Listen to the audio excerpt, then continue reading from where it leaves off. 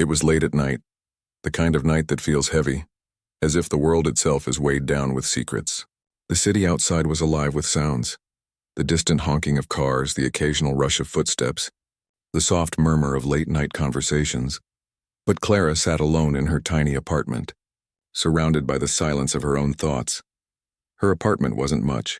It was a small space with peeling walls and old furniture that seemed to sag under the years. The soft glow from a single light bulb above illuminated the room in a dull, almost haunting way. There were stacks of unopened bills scattered across the table, and a mug of cold, forgotten coffee by her side.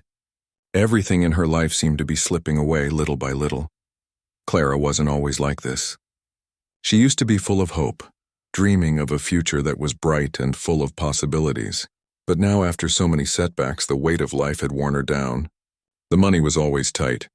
Her relationship was hanging by a thread, and her job, which she had once found some meaning in, felt like it was slowly draining her soul. She hadn't always felt this way. Not when she was younger, when her eyes sparkled with excitement for what lay ahead. Back then, Clara had been the type of person who believed that no matter how tough things got, they would eventually get better.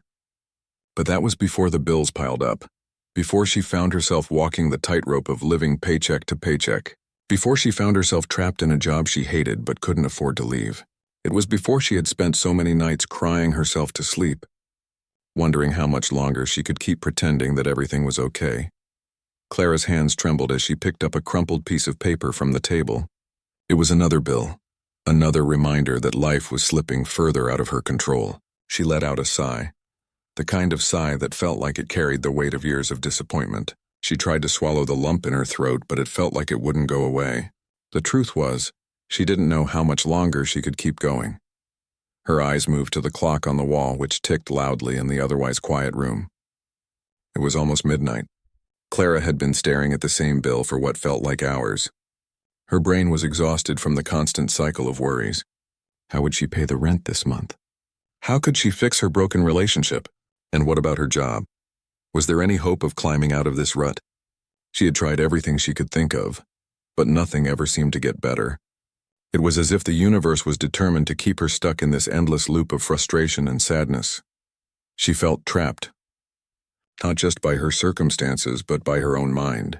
Every time she tried to think of a way out, she came up blank. It was hard to even imagine a future that wasn't filled with stress and uncertainty. Everything seemed dark, and she was exhausted from trying to make it all work. And then there was the man in her life. Once he had been her support, the one she turned to when things got tough. But now their relationship had become strained. What had once been a source of comfort had turned into another source of tension. He was just as worn out by life as she was, and they had drifted further and further apart. They had stopped talking about their dreams, their hopes, and their future together. They had stopped talking, period. Clara could feel the weight of the silence between them, the unspoken distance that seemed to grow with each passing day. She wasn't even sure if he cared anymore. Maybe he was just as stuck as she was, unable to find a way out of his own misery. Or maybe he had already given up on her. Her heart ached at the thought. She didn't want to lose him, but how could they fix things when they couldn't even communicate? She wanted to scream, to shout at the universe and demand answers, but she didn't know where to start. As the minutes ticked by, Clara felt a wave of despair wash over her. She had no answers, no solutions. She was trapped in a life that felt too heavy to carry on her own. And in that moment, she wondered if maybe there was no way out. That was when she heard the knock on the door. It was soft at first, almost hesitant, as if whoever was on the other side wasn't sure if they should be there. Clara looked up, her mind slow to process the sound. She hadn't been expecting anyone. Who could it be at this hour? She pushed herself up from the chair, her legs stiff from sitting too long. As she walked to the door, her heart began to beat a little faster. Maybe it was him, her partner. Maybe he had come to talk, to fix things. She opened the door just enough to peek through the crack. Standing on the other side was a man she barely recognized. His face was familiar. She had seen him around before, a friend of a friend, but she didn't know him well enough to have a real conversation. His eyes were tired, but there was something in them, something that made her pause. "Clara," he said softly, his voice almost too quiet to hear. "Can we talk?" For a moment, Clara stood frozen, unsure of what to say or do. She wasn't sure she wanted to talk to anyone.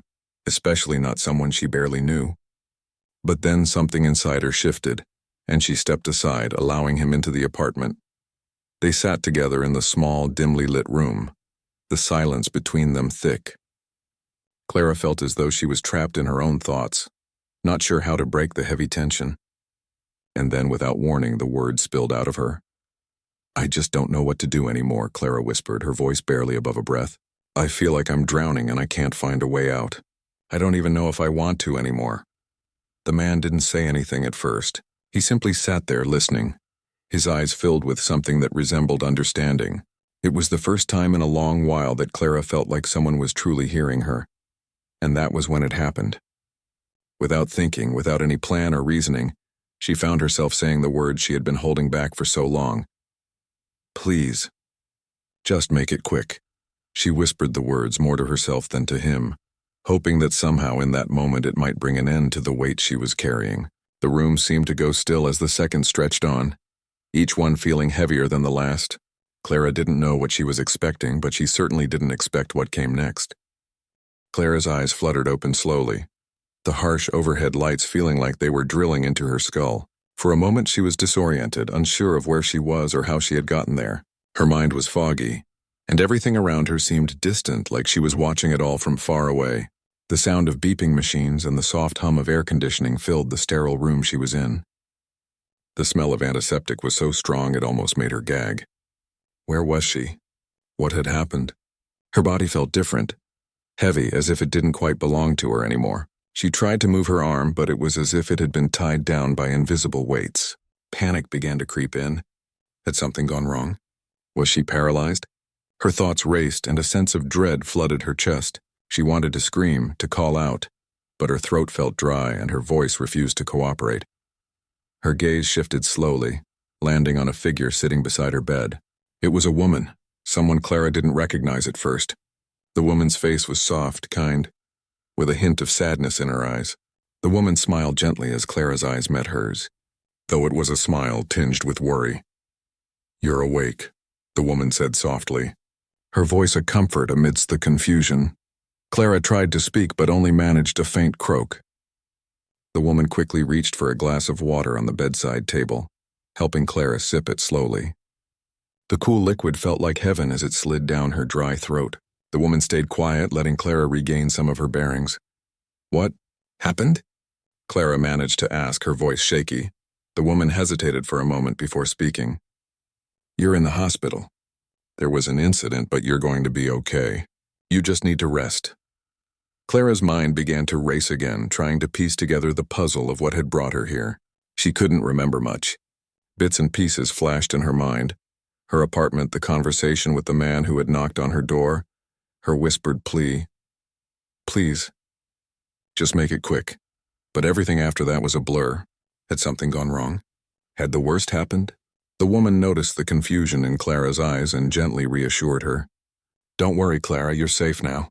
You're alive. That's what matters." Clara's chest tightened and she struggled to find the words. I thought I... The woman placed a hand on Clara's arm, her touch warm and reassuring. "It's okay. You don't have to explain anything right now. Just focus on getting better." But Clara couldn't let go of the feeling that something was wrong. She felt like she was in a different world now, a place where nothing made sense and the future felt like a shadow she couldn't reach. Her eyes wandered to the hospital room around her. It was too bright, too clean. Nothing felt familiar, and everything felt like a stark contrast to the mess of her life outside these walls. She closed her eyes, trying to focus on her breathing. "In and out, calm down. You're okay. You're alive." But the words felt empty, like they didn't belong to her. Clara didn't feel okay. She felt like a stranger in her own body. As the hours passed, Clara started to notice more. She was hooked up to an IV, her arm sore from the needle. There were bandages wrapped around her wrists and a dull ache that lingered in her chest. But it was the emptiness in her heart that bothered her the most. Everything had changed, and she wasn't sure what that meant. Days passed, and Clara was slowly allowed to sit up, then walk around, and eventually, she was moved to a different room where the doctors could observe her. Her physical wounds, while painful, were not the worst part of her recovery. It was the mental and emotional toll that was harder to bear. She was alive, yes, but she felt like a ghost. Her thoughts were jumbled, her mind trapped between the memory of what she had done and the reality of being here, still breathing, still existing. She didn't know what to make of it. Was this a second chance, or was it just a cruel reminder that she wasn't in control of her own fate? Her days in the hospital were filled with visits from doctors, nurses, and even a few family members who tried to reassure her. But Clara felt distant, like she was watching everything happen from behind a glass wall. There were moments when she wondered if she would ever feel whole again, or if she would forever be caught in the aftermath of that one fateful night. It was during one of her quiet moments, as she stared out the window of her hospital room at the gray sky, that she heard a knock on the door. Clara didn't have to look to know who it was. She could feel his presence even before he spoke. "Clara?" His voice was soft, and when she turned to face him, her heart skipped a beat. It was him, the man from her apartment. He stood in the doorway looking tired but hopeful, as if this was the first time in a long while that he felt like he had something to offer. She didn't say anything at first. How could she? After everything that had happened, what could she possibly say? Her heart was tangled in a mess of emotions, relief, regret, confusion, and fear. "I'm so sorry," he said, his voice cracking. "I never meant for this to happen. I never meant for you to feel this way." Clara didn't know what to say. She wanted to be angry. She wanted to scream at him, to demand answers, to understand how things had gone so wrong. But all she could do was stare at him. "You didn't do this to me," Clara finally whispered, her voice barely audible. "I did this to myself. I asked for it." The words felt like a weight in her chest, but they were the truth. She had asked for it. She had made that choice in a moment of desperation, thinking it would be the end of her pain, but it wasn't the end. Instead, it had opened a door she didn't know how to walk through. His eyes softened, and he took a tentative step toward her, as if afraid that any wrong move might send her running away from him. "I don't know how to help you, Clara, but I want to try. I want to make things right, even if it takes forever." Clara looked at him, her heart pounding in her chest. She didn't know what the future held, but in that moment she realized something. She wasn't alone. She didn't have to carry all of this by herself. Maybe it wasn't too late to start again. Maybe, just maybe, she could rebuild her life piece by piece. The room was silent for a long while as they both stood there, unsure of what to say next. But for the first time in days, Clara felt like there might be a chance for her to move forward. It wouldn't be easy. There would be hard days and the road would be long. But she wasn't as afraid as she had been before. Maybe, just maybe, she could find her way back to hope. And in that moment, Clara realized something else. The 5 seconds that had felt like they would destroy her had in fact changed her forever. But they hadn't taken everything. They had taken something from her, yes, but they had also given her something in return. A chance, a second chance.